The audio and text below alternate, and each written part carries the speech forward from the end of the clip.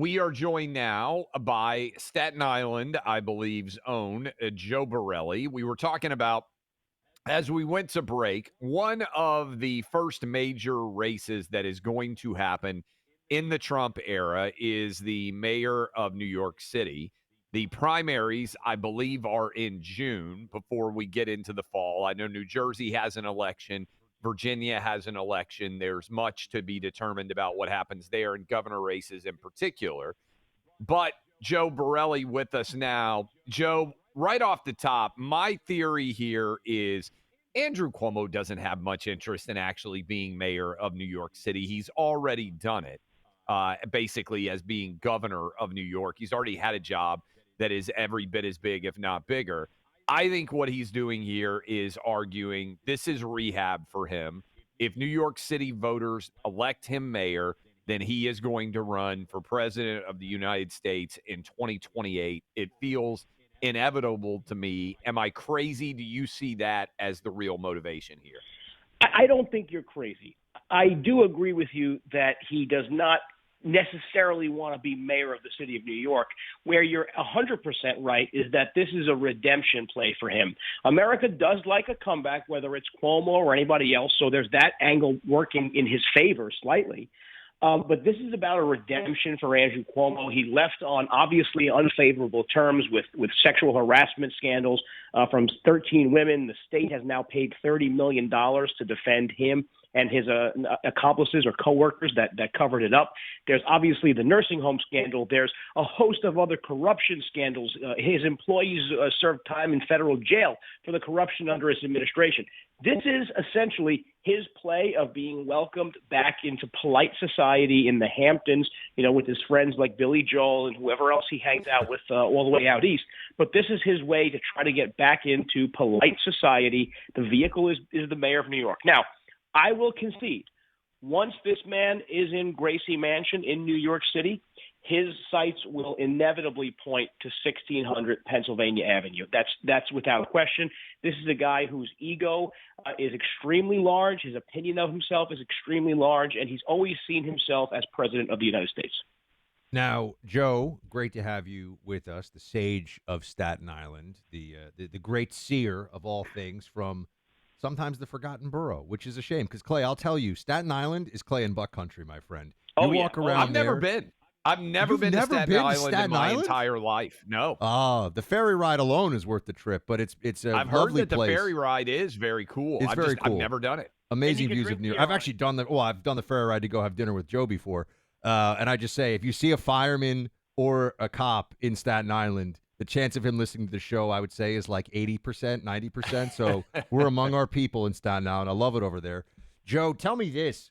Can anyone beat Cuomo in this race? Because Clay seems to think that it's just going to be a wipeout for the other side. Is there anyone we're not thinking of who might be able to muscle in and at least make it close, if not take the big job from the former governor? Well, I'm glad to hear we're going to have to see the results from a dinner on Staten Island in the next couple of months because this is going to be fun to watch, and we'll have plenty of food and drink when we do that. The question really is who takes the number 2 polling position in the race in the Democratic primary. New York, about 4 years ago, adopted ranked choice voting. So the person who is in second place, who is the anti-Cuomo, has the opportunity to pick up, up to maybe in polling now, 60% of people who said they aren't voting for Andrew Cuomo. So it's going to depend on who that person is. The problem for people like me and normal people and my constituents on Staten Island is that the people who are possible candidates for the number 2 are all radically far left, even further left than Andrew Cuomo. Cuomo will be playing the moderate lane in this race. And you have the city comptroller named Brad Lander. You have a guy named Zohran Mamdani who's making a lot of headway. Who's in fairness, he's really good on the digital stuff, and he's really creative with his campaign. But he is an out and avowed socialist. He is a trust fund socialist, by the way. His parents are wealthy, so he decided to become a socialist. But he's gaining ground in some of these parts of the city where these crazy messages are heeded. And then you have a couple of other candidates. The Speaker of the City Council has decided to throw her hat in the ring. Eric Adams is sort of the variable. Things aren't obviously going in his direction, but there's always a chance that he can consolidate that number 2 spot. That's really the state of play in the mayor's race. And the problem is that Andrew Cuomo is the likeliest candidate to win, but we don't know whether we're going to get the Andrew Cuomo that was governor in 2014, who was kind of conservative, kind of moderate, or the Andrew Cuomo that began in 2018 when he got the support of the working family parties and the socialists, and he became radical leftist Andrew Cuomo, or the incompetent Andrew Cuomo who killed people in nursing homes and destroyed the state during COVID. We don't know which one of those we'll get. So for people out there who are not that aware of what's going on in New York City, I said Eric Adams has historically low approval ratings. How does it feel in New York City right now? Does the city feel safer than it did? Does it feel like the city is on a comeback from Bill de Blasio's era and certainly the era of BLM and defund the police? How would you assess the safety, the vibe, the feel of life in New York City right now as it pertains and maybe compares to the past several years? Look, I said this about a year and a half ago when Eric Adams first started getting into his legal troubles, that we will be in this position where we're going to wish we still had a viable path for Eric Adams to be mayor. And that's how I genuinely feel. This is not some pandering session, right? Eric Adams I was the opposition to Eric Adams for many years. But have things made an improvement? Yeah, we have a new police commissioner who is hyper competent, Jessica Tisch. She's bringing back, to use her own words, broken window policing. This is someone who's decided she's not going to be afraid to use the term that really saved New York in the 90s and early 2000s. And you're seeing a lot of life return to city restaurants. You're seeing a lot of life return to the streets of Manhattan, and it is a positive thing. The subways are ever so slightly safer. So there is a marked improvement. Things are finally starting to turn around.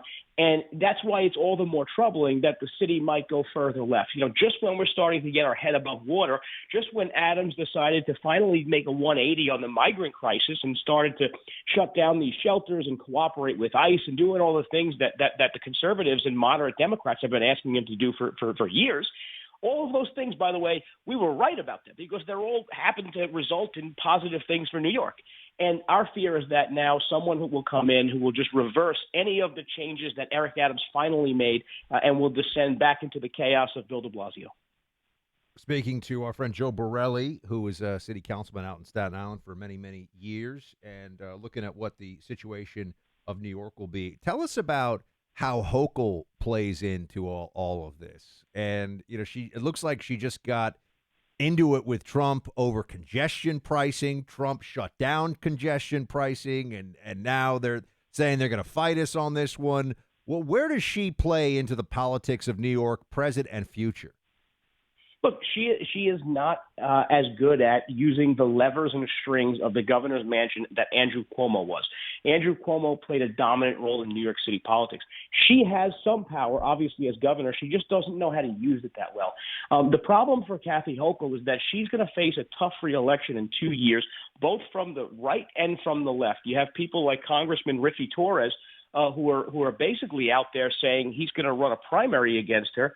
And there are a lot of people that are just chomping at the bits, hoping he gets in the race. He is a progressive Democrat. He is a person of color. He is a gay man. He checks a lot of boxes on the progressive side, but he's also pretty rational on other issues like Israel, like policing and things like that. So there are some interesting dynamics at play.